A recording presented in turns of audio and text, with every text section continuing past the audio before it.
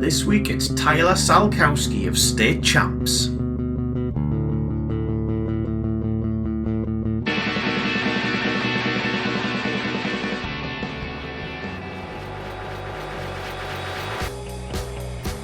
This is Anyone Can Play Guitar, the podcast for musicians and music lovers that takes you behind the scenes of the music industry.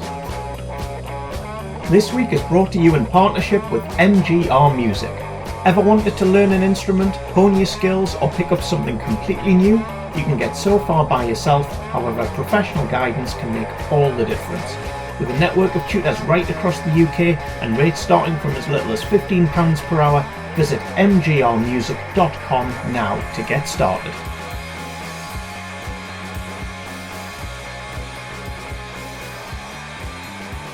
Hello and welcome to episode 61 with me, James, and him, Ben.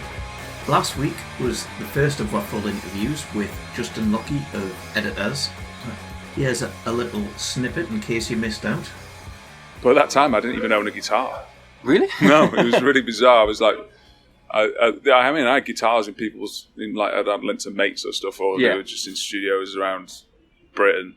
But I hadn't actually played guitar for like a year or so, and I didn't even have a guitar. And they were asking me to be the lead guitarist in a really big band. Doing 60,000 And people. I just said, fuck it, let's do it. How we doing? Very well. Full length interview too. Yes. Mm-hmm. This is a band that, until you said that we were going to be doing the interview with them, I'd be honest, I didn't know much about them. They hadn't really been on my radar. So hit me with some State Champ facts, man. Well, I was on a bit of a pop punk binge, and I kind of went down a rabbit hole and found State Champs. They just released their new album, which is called Living Proof. So they're from New York, Albany, New York. He's the lead guitarist in the band State Champs. It's the third album, I believe, called Living Proof. He formed State Champs with the lead singer Derek Discagno. That makes me think of Paolo Di Canio. Yes, that's what, exactly. That's what I thought as well, Discagno. He's an Italian footballer. And who does it know? Yeah. So when I found them online... Don't think he's good at music. Oh, Discagno, probably He not. might be. I think more tenors, like Pavarotti, when I think of Italy. Mm-hmm. I would agree. I've gone off piece. Carry on. Okay, so that's fine.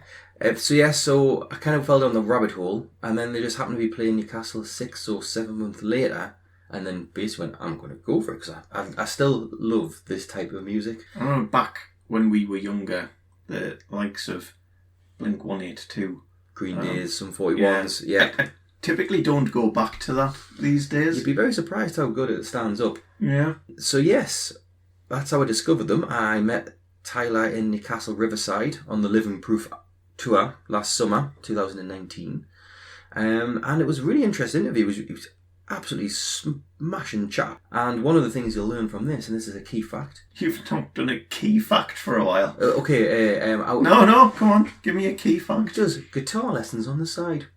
And the reason I mention it now, and you'll mention it in the thing, is that because State Champs, as we currently speak, which Are you is just going to do the interview now? Which is January 2020, they've got a bit of downtime, and he's back online giving lessons. So check it out. If you want to find Tyler online, you can find him on Twitter and Instagram with the same title, at Tyzal, Tyszal. And you can find State Champs. Looks like a lot of letters that shouldn't necessarily go together. But they do. And you can find State Champs on Twitter and Instagram. On Twitter, at State_Champs. And on Instagram, because they must have had a State Champs on that as well, at StateChampsNY. Yoink. So before we get started with the interview, massive thank you to Tyler again. He spoke to me longer than we had planned in, which often happens. Always a pleasure. Always a pleasure. Haley at the State Champs PR firm, and Colin, the State Champs tour manager. All critical people. Yep. And big thanks. Colin makes a little bit of appearance on the podcast. Doesn't speak, but you can hear him going tap tap on a keyboard at one point. So cameo role. Guest appearance. But here we go with Tyler of State Champs. Remember, a great way to support the show is to go on iTunes or wherever you get your podcasts and give us a rating and a review. It really does make a massive difference for the show. Now, on with the episode.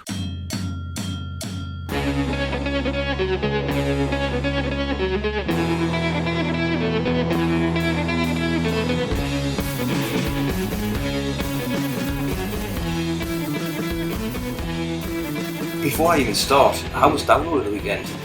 Download was awesome. We got there and just went for it, crushed the set, and I feel like the day was really front loaded for us. We had a lot of press and stuff to do earlier in the day, and it was really good. It was in the middle of, so we're in this hell stretch of shows. Right. There was a booking agency slip up, let's just call it that, where we were in Switzerland on the weekend of the 13th and 14th. Okay. And we were supposed to play, we thought we were playing Greenfield Festival on the 13th. Mm-hmm. But we found out that we were playing it on the 14th, and we were doing Southampton on the 15th. So, as you can imagine, Interlaken, Switzerland, all the way up to Southampton, a pretty freaking long drive. Yeah. So we're still in the middle of that stretch. It started in Switzerland and Southampton, Download, London yesterday. And they've been really long days, and every day feels like a week. So I feel like this is just my life now. You're Bristol tomorrow, aren't you? That's no short. No, it's all the way down to Bristol, and then we finally have a goddamn day off. I'm going to spend it in London. All right, yeah. And I'm probably not going to talk to anyone. No offense, Colin. Just go and catch a show, go and catch a moment or something like that. I like to walk around. Yeah. Play Pokemon Go, whatever. All right. Just chill. Might try to do some shopping, which would feel nice. But Download was really great. Which day were you at Download? We were this Sunday. Were we Sunday? Saturday? Sunday? We were Sunday. Sunday. Friday was when it looked like it was going to get cancelled at one point with the weather. I guess all the campers showed up Wednesday and Thursday, and it started just pissing down, and it was brutal. Yeah. Luckily, and also, we all had this master plan. We're like, all right, we're going to get into Southampton, and we know, we've played Engine Rooms a couple of times. We know it's by that shopping mall. So we're just going to go to the mall and find some wellies. But when we saw our ETA was within 30 minutes of the mall closing, we asked the promoter, we're like, can you please go buy us some wellies? So we showed up to these puke green wellies. But I was very fortunate to have a pair of those at Download. It was absolutely fucked. Really? Was it bad in the back as it was in the front? Yeah, I think it was probably a little. I mean, he was in the front. I didn't go out. I didn't watch any bands because it was such a hassle to walk around and do anything. So it seemed like it was pretty fucked though. He came in and he didn't get wellies. Colin RTM, who you can't see because this is a podcast. Yeah. He's over here doing work to our right, but he completely ruined a pair of his shoes. And it was up 3-4 inches. But even having to walk to press and stuff, it wasn't even a far walk, but it was just slammed, dude. Even where the shuttle dropped us off behind the stage, just that little walk to the restroom behind the stage, back up to the stage, it was so gross. It was sloshy and muddy and it was so much water. It was just liquidy too. It wasn't even thick. It was it's bizarre. For anyone who hasn't been to a festival and experienced festival rain, this is something we don't have in the States. We don't have these kinds of festivals really. There's not. I think there's some there's Coachella and Bonnaroo and stuff like that, but that's geared more towards the pop people, and those are usually in places where it doesn't rain all the time and stuff like that. But it was crazy bad. Mm-hmm. So when you're playing somewhere like Download and obviously the weather's just a nightmare, do you go harder at it on stage because the folks out at the front are I don't want to go home, man? But so something that I found with playing festivals in the rain or in any sort of weather condition, typically the people at that point have given up. Yeah. They're like, I'm dirty, I'm wet, I'm tired, I stink, I'm probably hungover. / drunk. Yeah, probably drunk again, And at that point, they just really don't fucking care. They just want to rock out and have fun. And that's the best part. It's playing in the rain. If they're there, they want to be there. Yeah, exactly. However, it does sometimes deter the people from coming to the stage. But luckily, we started about 30 minutes after the sun came out, so we had a pretty sizable crowd. That's good. Which was nice. Yeah, and I think the Sunday was starting to get nicer as well. Yeah, it was. And I'm sure there were the Pumpkins playing that day as well. Yes, they were. Yeah. I heard the songs from backstage. It sounded awesome. I just didn't go watch because I was there's... I also get a little anxious in festival settings, just having to weave through a bunch of people. This really just drives me a little crazy. Yeah. So, you were saying there about US festivals. Mm-hmm.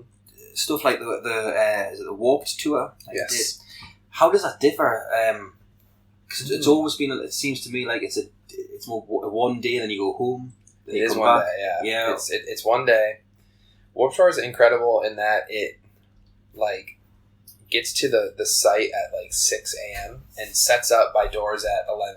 Like every stage, all the vendors, all the sponsors, everyone's set up, and then they've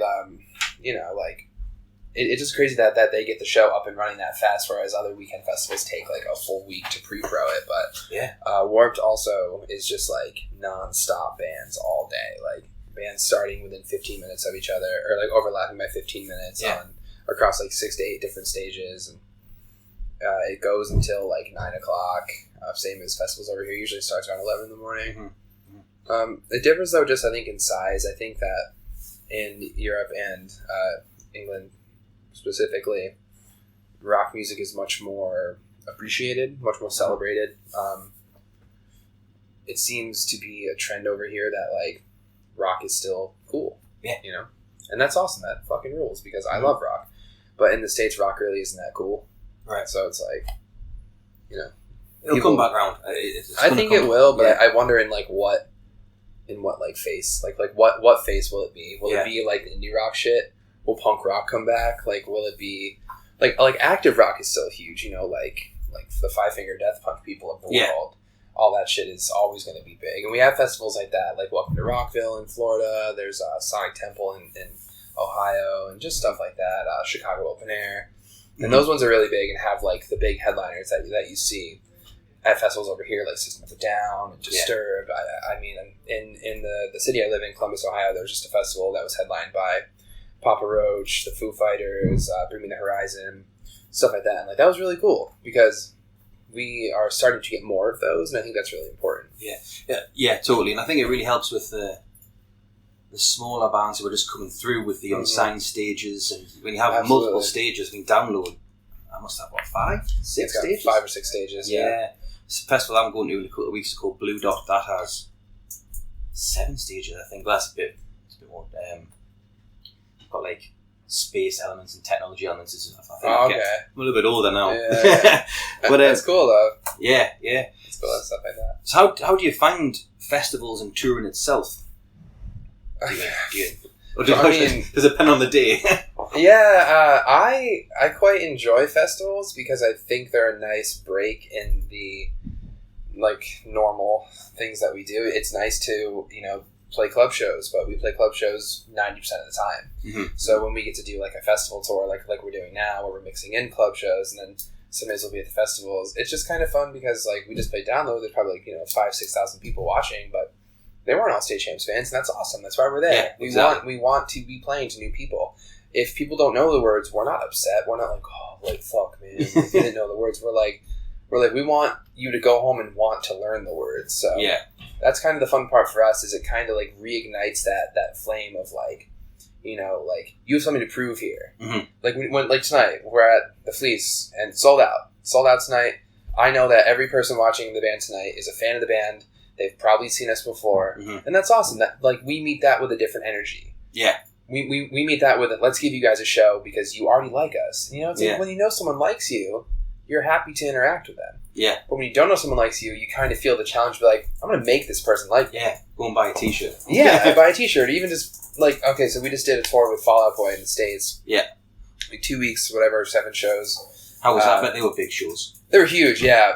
And it was the same thing. Like people, it was all seated too. We don't play a lot of seated shows, as you can imagine. GA shows. We tried to feed off energy and like moshing and singing along, crowd surfing, whatever. And like there's a lot of people sitting like arms crossed, like on their phones. Fall Out Boy concert. Well, for us, they were like, get the fuck off the stage. Where's Fall Out Boy? But a lot of those people, I think they didn't expect us. They didn't expect to like us. So when we, by like the last song or the second to last song, we would see those people like off their phones or standing up, putting their hands up, clapping, whatever, and interacting with the group. And that's the stuff that really gets us excited now is winning those people over and being like, we're worth your time. Yeah. And that is what I like about the festival setting is there's a lot of that. There's also a lot of friends on festivals, which is cool. Yeah. That's a pretty obvious thing about it. Like you get to play with bands of different genres. You know, you get to be around friends you don't see a lot. But cool. When I was doing a bit more research on state champs and yourself, obviously I listen to music through whatever way these days. But 2010, is that right, when you formed with Derek? Yeah. Were you in bands before that? Yeah, so I met Derek when he was 13 and I was 14. We didn't start State Champs till he was 19 and I was 20. Okay. So we used to play in metal bands. We weren't in any bands together until State Champs, but my like musical history basically. My brother is 3.5 years older than me, and he turned. What did he turn? Like 15. He's like, I want to play guitar, Mom. Like fucking guitar. and I was a hobbyless loser as a kid. I couldn't find anything I liked. My parents were just like, "What do you like? All you like is video games." It's like, So I'm like, get off my back, like, oh, whatever. I like professional wrestling, video games, like World of Warcraft, whatever. And they finally they're like, you should try playing bass because your brother's going to play guitar and you can play bass and we'll get you guys lessons together. And it'll be this great thing. And, you know, a couple months into him taking his guitar lessons, he decided it wasn't for him.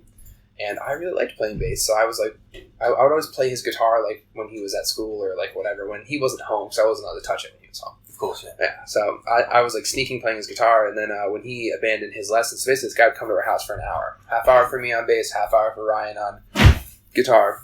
And then I got the full hour once he stopped. And I was like, I said to my guitar teacher, George, I was like, would you teach me guitar? Like, I really want to learn. And he taught me for maybe like 6 months. And then, because I was still a kid, I got it in my head. He was a classical guitar techer. And I was like, this is lame. I want to play metal. Like, come on. Like, I grew up loving like Slipknot and all that stuff. And like I wanted to be like Mick from Slipknot, you know, I wanted to fucking shred. And he wasn't teaching me how to shred, he would teach me how to play like Jet songs. Like Are You Gonna Be My Girl? And I'm like, fuck, like. You have to start somewhere though, I guess. Yeah, you really do. And I'm really grateful for it because he taught me a bunch of good things, but I told my mom, I was like, I want to take lessons from someone else, someone who could teach me more like metal stuff, like whatever. And lo and behold, I never took lessons from anybody else. I just taught myself by playing in my room. Yeah. But I'm telling you that because that all leads into the first band I was in, which was with my brother. So it was like a metalcore band, and he was the screamer. Right. He put down the instrument. He was just screaming. I was playing bass, and the two other guys that were in the band, Chris and Nick, I grew up with them as well. Went to school together. They're in a band called Drug Church, which is signed to Pure Noise Records, and they sound like, I don't even know at this point, but they sound fucking awesome. And it's really cool because like they're like doing well. They're touring and stuff. We're actually playing a festival with them in Amsterdam at the end of the month. So it's like it's crazy that like these, you know, my brother completely normal. He works for the state of New York in an office building. He doesn't do anything with music anymore. But the three of us are still like active and touring. That's cool. At a professional level. Yeah. You know? But so yeah, that was my first band, and we used to play with Derek's band all the time. Derek's band was also like a metalcore band. You know, he was actually screaming at age 13. Like, and we just, you know, played in bands, and I was in a couple more bands after that as well. Brilliant. Yeah. This week is brought to you in partnership with MGR Music. Ever wanted to learn an instrument, hone your skills, or pick up something completely new? You can get so far by yourself, however professional guidance can make all the difference. With a network of tutors right across the UK and rates starting from as little as £15 per hour, visit mgrmusic.com now to get started. This is a episode break, James, just to put the charity of the week. Obviously it's Tyler's episode, so obviously it's Tyler's charity. And we have a repeat charity. Yes. So earlier in the season, Zach Hanger spoke about ACLU. And here is Tyler talking about the same good cause. I'm passionate about a lot of things. I wish I knew more charities. I mean, something I can think of is the ACLU. I know there's a lot of these abortion laws are very they're just simply not right. Just listened to a podcast that was mentioning that exact thing. They are just inherently wrong and evil. It is not right to try to regulate a woman's uterus. that said, I think if you are going to donate to anything, the ACLU would be great. The ACLU, if you don't know, is an organization in the States that basically like challenges and sues like governments and leaders and stuff. You know, like they were the people that had sued like the president during like the Muslim ban and stuff like that. So I guess the ACLU would be good. Maybe Planned Parenthood. Anything like that. Seriously though, like I don't even want to give you a cause. Like if you have something that you support, like as the listener, go support it. You know, because there's so many things that need help right now, and just picking one seems unfair. You know, it's a good answer. So you can find more out about ACLU at aclu.org. Now, back to the episode.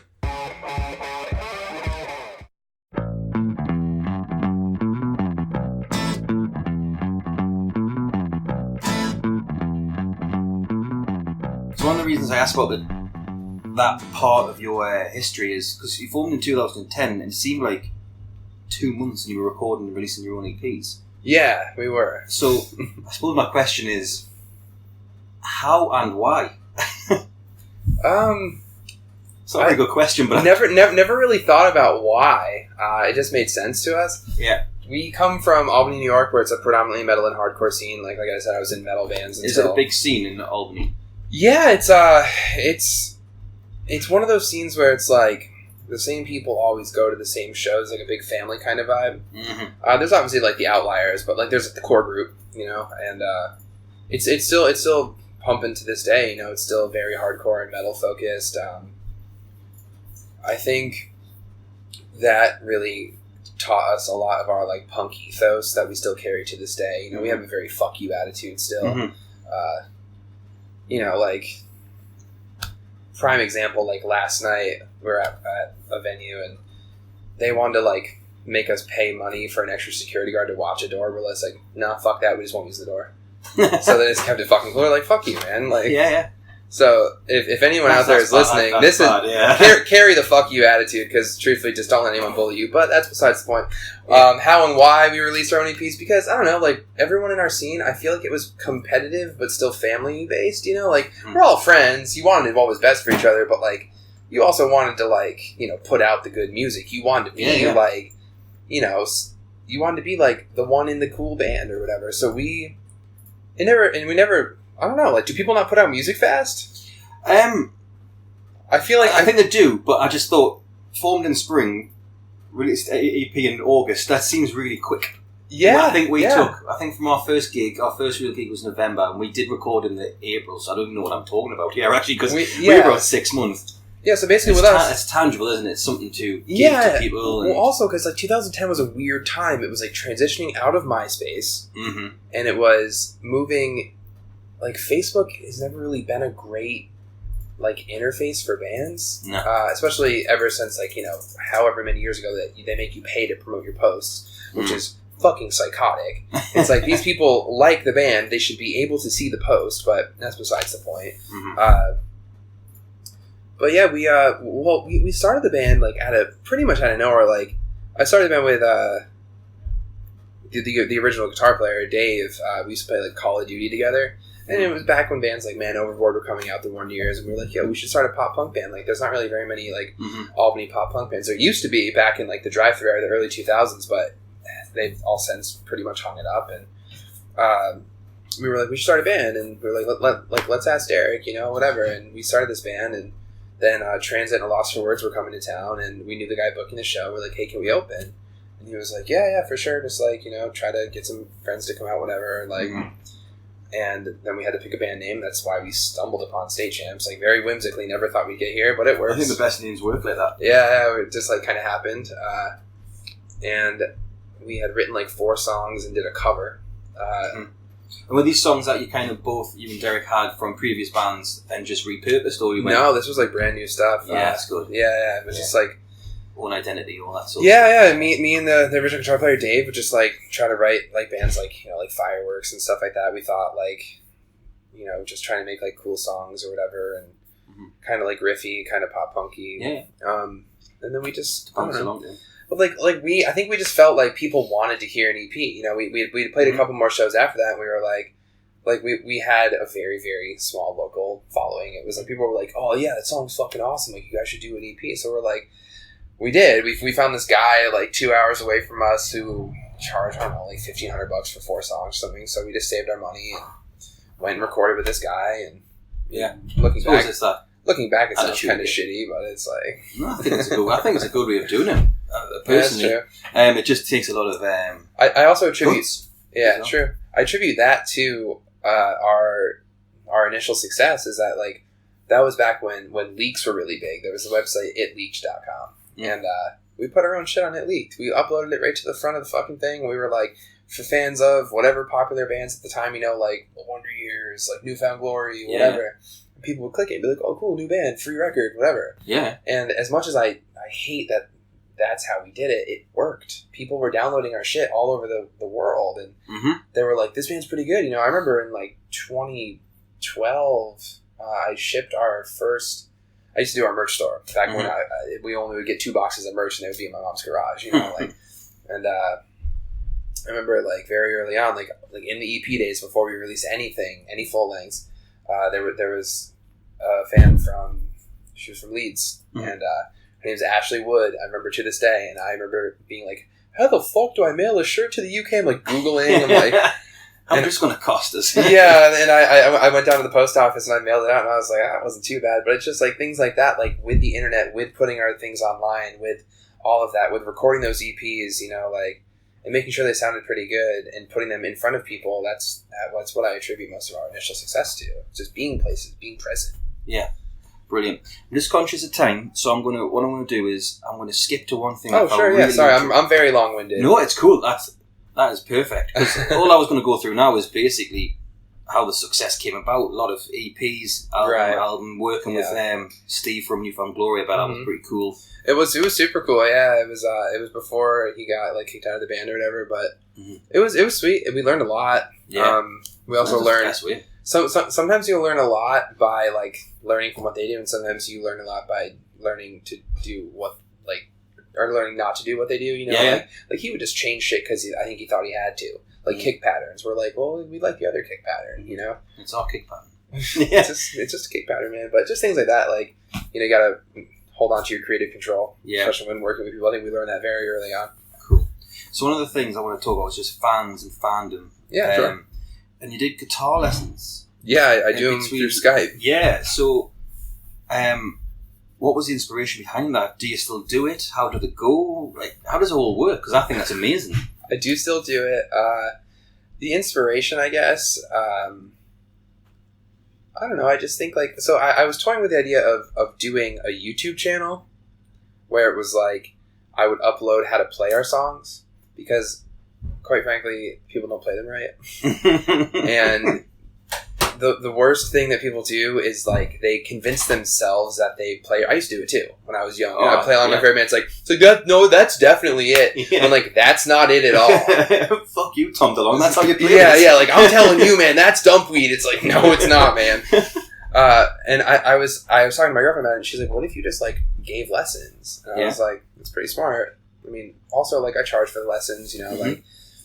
And to be very real, you know, we don't make all the money in the world, as you might imagine. So it's a way to help pay my bills while I'm home. But it's a fulfilling way for me to do that. Yeah. And that's what's important. I also when I'm home, I deliver food through like delivery apps like Grubhub, and I used to do Uber Eats, stuff like that. Kind of like your Deliveroo. Yeah. Except not on a fucking bike. Because you know, again, like we don't make all the money in the world, and I got bills to pay. So gotta support the dream somehow. But I thought, what better way than to be able to do it with my guitar and something I'm passionate about, and to be able to bestow, you know, years of wisdom and knowledge onto the next generation. Perfect. So we always end the episode with a couple of quick questions. Sure. And we also do a charity or good cause of the week. Oh, nice. We can't really give much back to yourselves, besides obviously publicising your stuff. Right. But we always, if you've got a charity, just to think about, just because I've put people on the spot before, and I'm like, so a charity or good cause that you follow or a patron of or throw money to, whatever it might be, I'll ask you that in a second. But the 5 quick questions are, which song, out of all the songs ever written, do you wish that you had wrote? Man, I always answer this question sarcastically, but I feel like I should probably give you a real answer. Like, someone just asked me as a download, and I said "Rock You Like a Hurricane," but I didn't mean that at all. Like, I don't really wish I wrote that song. I don't really care. I don't know. It would be totally cool to have written, like, a badass song, like, fucking, like, you know, "Carry On My Wayward Son." Okay. Whatever the hell the official name of that song is. Yeah, I'm trying to think of it now. It might be Wayward Son, I don't know. Yeah. I don't know, just, like, any of those, like, iconic songs from back in the day. Mm. Or, like, being able to, like have written, like, an iconic riff. Like, you know, like the Crazy Train riff. Yeah. You know? Like, it's not fucking hard, but it's iconic, you know? It's Yeah. sick. Well, that's what Dave Coonan from The Killers said. He wishes he wrote Seven Nation Army. Exactly. It's like... Because it's the hardest thing in the world to write the easiest riff. Yeah, it really is. I think us guitar players spend a lot of time, like, trying to make things more than they need to be. Yeah, I mean, but yeah. Smells Like Teen Spirit's like, what, 4 chords? It really is, yeah. Yeah, really, I guess, like, I don't even know. Just, I wish I wrote an iconic riff. Okay. Still time. Yeah, there's still time. Yeah. Which artist made you want to become an artist? Which artist? You know...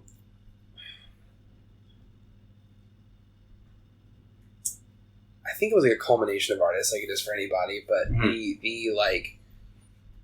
the moment when I knew I wanted to at least try to be in a band, I think I was 13. I liked rock music. I liked, you know, punk and metal. Like I used to like love like Slipknot and Linkin Park. I used to like fucking read through like the CD jackets, you know, like the whole thing. And I also used to like punk shit, like Green Day or whatever. And I went to see Green Day on the American Idiot tour, and I was just like, this is really fucking cool. Yeah. And I was like, I want to do this. I want to try to find a way to do this. And I think I was 13, and I was like, this is something I want to try to do. Yeah. And I think that's when I knew I wanted to start being in bands and start playing and just do whatever I could to try to get to there. Mm-hmm. Brilliant. What was the first album you ever fell in love with? Ooh. I want to say Linkin Park Meteora. Yeah. I still say that stands the test of time as the best Linkin Park album. Oh, absolutely, yeah. First one's got songs, but the second one's an album for me. Mm-hmm. And it's got Faint on it. So yeah, for sure. First gig you ever went in? First gig? I think I was 8 years old. I saw Creed play on the Human Clay tour. Nice. Yeah, so my parents are religious. They're not but they're not like super Christians. But I think they liked the idea that Creed was like Christian rock. Yeah. And I also liked Creed. I was like, With Arms Wide Open was a fucking smash, that's man. truth, Yeah, like all those songs, man. Fucking My Sacrifice, are you kidding? Yeah. It was like the perfect blend, and it was, you know, like parent approved, and they brought me to the Human Clay tour, and I was so young that the pyro scared me, and I wanted to go to the car. Wow. Yeah. And the last one there is, what's the best bit of everything you do with your music career? The best bit? Yeah. Like my favorite part? Yeah, favorite part, yeah. I guess my favorite part is, it seems stupid, but like the best bit of what I get to do is just to be able to play every night, you know, like my body feels like shit. We played 5 shows in a row. I'm tired as fuck. But it doesn't matter because like for that hour we're on stage, it's just really awesome. Like I was reading something on Twitter today and it was like that musicians are such an interesting breed because they can be so just like in a bad place off stage. Not saying I am, but like that they can be. Mm-hmm. And then on stage they are the happiest they've ever been, and they'll go back off stage just back to that like that sunken place. And I think I share that because it's like that's really awesome that music has that ability to do that. I think it does it for me all the time. You know, I think that's the sort of thing the fans kind of give to you, don't they? Absolutely, yeah. And I think they get it back too as well. Like people say, like, "Oh, like this record saved my life," and like if only people knew like how much this band has helped me. You know, like it's completely like 360 me as a person from who I was before I started this band, the things I believed. You know, it's given me like a world view. You know, like I've experienced so many different cultures and so many different places that I feel like I'm just. I don't know. I feel like there's a lot of political unrest in America. You know, there's all this bullshit, and like seeing the world like I've seen it. Like a lot of people have seen it, but not enough people have seen it that way. Like that shit doesn't fucking matter. You know, like it's so crazy. Like anti-immigration policies. You know, all of this stuff. Like even fucking Brexit, man. It's all like it's stupid. It's so fucking stupid, and you should have to. It should be mandatory. You need to like go experience somewhere that isn't goddamn small town fucking whatever. I don't even want to do a geographic place in the States, whether you're from the Pacific Northwest or the Southeast or Southwest or Northeast or whatever. You should have to go somewhere that's outside your tiny fucking small hometown before you can even vote on a decision for anything. And I know it's a very bold thing to say, but it's people's worlds are this small. Yeah. Listeners, I'm holding my hands very small. Yeah. And you need to expand your worldview before you talk about things that are in the worldview. Like, being an American, ever since we started touring, and we've been touring for longer than Trump's been a thing, but when he started running the primaries in 2015, we were doing a headline tour, and people would yell, "Fuck Trump" at us. It's like, we would be like, yeah, fuck that guy. You know, like, but that's the reputation that we carry as, like, being Americans. It's just crazy. I don't know. I got really off topic here. No, it's fine. It's like, wholeheartly agree. It's fucking crazy, man. It just blows my mind that, like, I think that's, like, the best thing that the band has given me, though. It's like the playing, that feeling of ecstasy, and just a world view and I feel very lucky to have that view. I know it's impossible, like I said, for people to travel. It is really hard. But the thing about the States is that people travel within the States. At least here in the UK, people will, like, go to mainland Europe. At least you fucking go somewhere that speaks a different language. Yeah. We're so xenophobic. If you speak a different language, we freak out. Here, you hear someone speak fucking German or French or Spanish, you don't freak out. You're just like, oh yeah, it's a European person. Yeah. But in our country, it's like, get the fuck out of my country. You want to speak your language? It's fucking crazy, man. Anyway, thank you. Yeah, no problem. Tyler from State Champs. Thanks very much. Yeah, no problem. And there you have it. Tyler Szalkowski of State Champs. I love seeing his surname. He's full of energy as well, that guy. Considering they'd been driving through Europe to then play a very muddy download, to then driving from download all the way to Southampton to drive all the way back up to Newcastle. You know what, Ben? He's just loving it. You know what? He's loving it. Yes, it was a good little run in the summer as well. Then as well. Where you get your energy from. Yeah, loving it. So we hope you enjoyed that chat with Tyler, and if you want to send any of your State Champs memories, get in touch with us at ACPG Podcast on Twitter or ACPG_podcast at Instagram. Splendid. And thank you again to Tyler, Haley from the PR firm, and Colin, the tour manager. The tour manager? I keep going to call them TMs, but then that might sound like too much jargon, so it's a tour manager, but I just know the TMs now because I've been... Was that because you're an industry guy now? Is that what you're saying? I'm on the inside, just so you know. Oh, you're ridiculous. Right, who we got next week, Ben? Well, next week we have the full interview with Emma Zillman of From the Fields, or From the Fields. From the Fields. Which is the company behind Blue Dot, Kendall Corlin. Great festivals. Wonderful festivals. Here's a snippet. Just keep doing your thing and, like, don't try and get too bogged down in, like, oh, we need to get a booking agent, we need to get a manager, we need to get a label. It's like, just be good.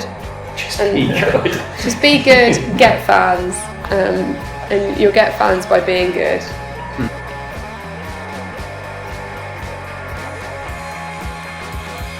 All of the show notes for today's episode can be found at acpgmusic.com, along with our back catalogue of episodes. If you like what you hear, or perhaps have some improvements or specific guests you'd like us to consider, we'd love to hear from you.